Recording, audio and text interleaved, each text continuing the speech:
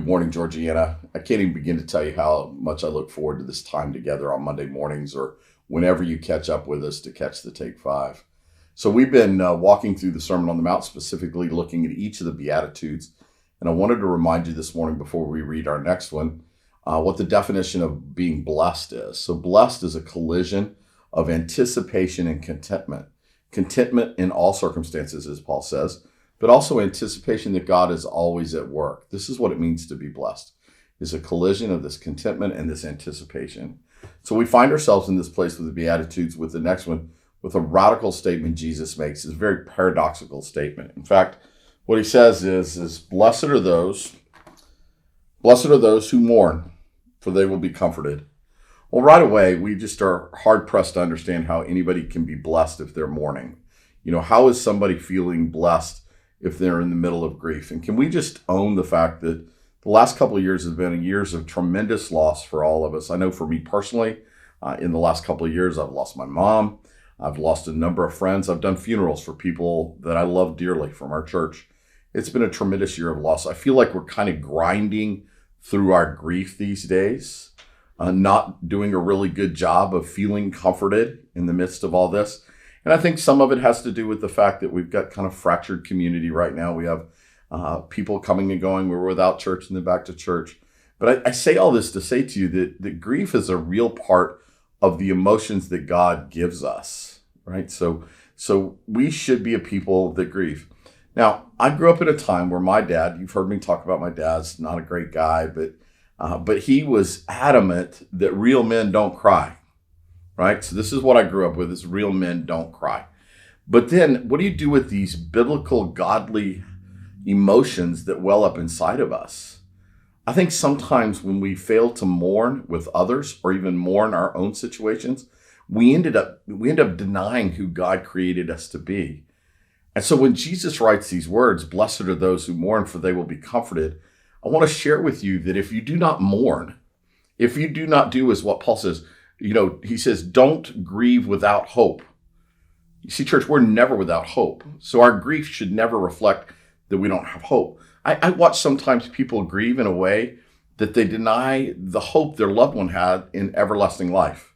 It makes it feel like you don't trust that their loved ones are in heaven, or that they don't feel like they can to lean into that hope. And so Paul tells us to not grieve as a people who have no hope. But here's what I want you to take away this morning, is that to not mourn is to be bitter.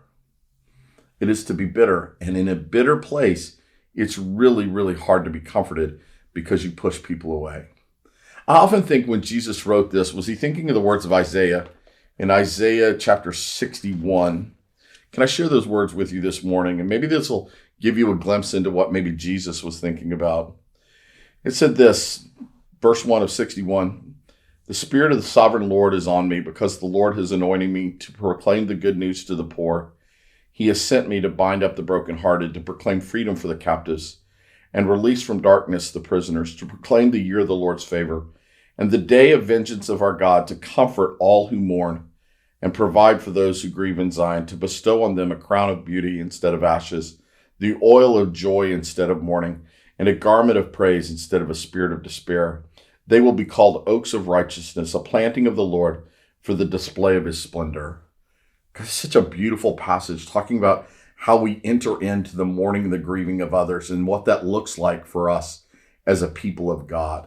It just is beautiful.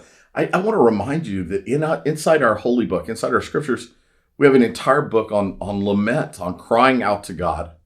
Hear me, O Lord, is a common phrase throughout the Psalms. So mourning and grieving is a natural part of who we are.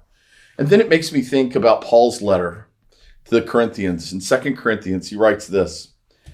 He says, praise be to God, the Father, our Lord Jesus Christ, the Father of compassion and the God of all comfort, who comforts us in all our troubles, so that we can comfort those in any trouble with the comfort we ourselves receive from God.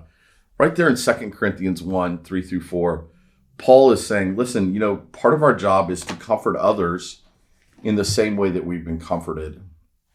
So there's this intertwining of our grief and our mourning that allows us to also grieve and mourn for others, to comfort others in their grief.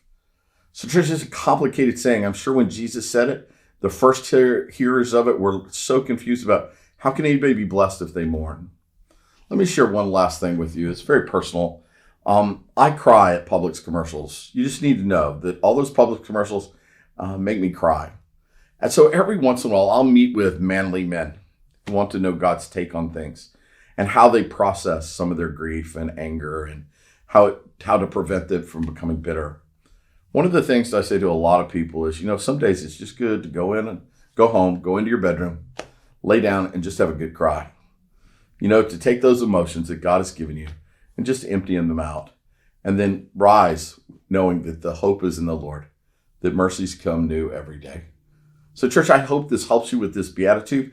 I hope more than anything else, it helps you know that mourning and grieving is a natural part of who God created us to be.